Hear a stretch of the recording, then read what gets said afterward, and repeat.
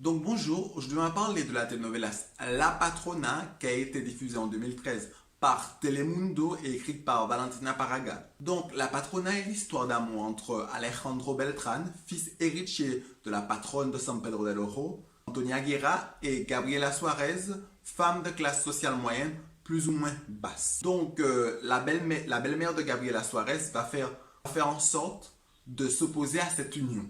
Et elle va rendre la vie impossible à Gabriela Suarez. Quand on dit impossible, impossible.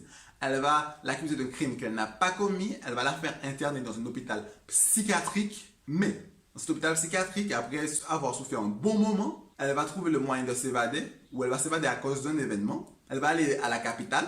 Et à la capitale, elle va se transformer petit à petit en devenant une femme beaucoup plus cultivée, une femme plus riche et en somme une femme plus forte. Ensuite, elle va retourner à San Pedro del Oro pour confronter la patronne et pour avoir une espèce de duel entre les deux patronnes. Donc, lorsqu'on regarde cette telenovelas, la première question qu'on se pose, c'est comment une telenovelas qui semble totalement classique, on arrive à avoir ce chef-d'œuvre qu'est la Patrona. Pour moi, tout repose dans vraiment l'exécution de la telenovelas. Déjà, dès les 15 premières minutes, on voit à quel point tout est bien exécuté parce qu'on arrive à comprendre qui est qui. On voit que Alejandro Beltrán, c'est la caricature même du genre idéal de l'honnête homme.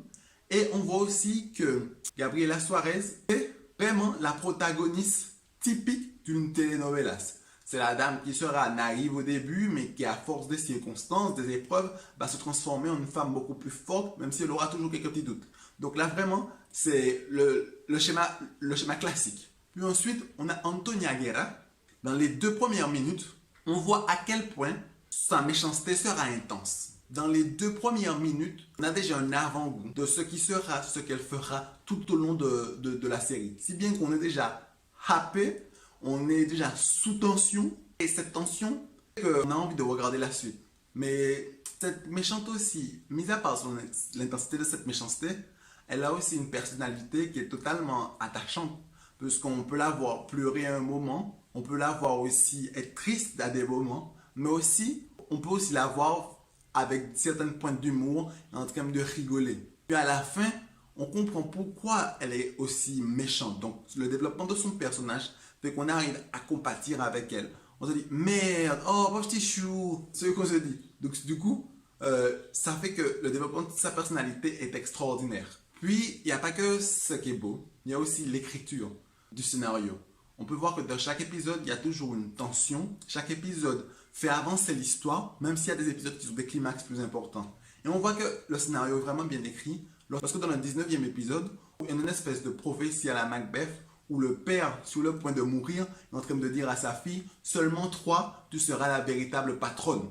Et dans au 127e épisode, on voit que effectivement la véritable patronne est la Suarez.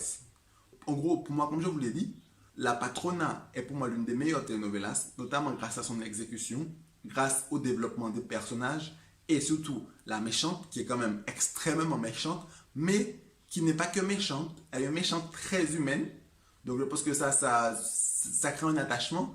Et puis bien sûr, il y a toujours une histoire qui est extrêmement bien écrite, très forte, qui repose sur l'injustice, la vengeance, comme dans beaucoup de telenovelas, mais le rythme de chaque épisode, il est tellement fort que ça fait que la telenovelas devient un carton. C'est super beau.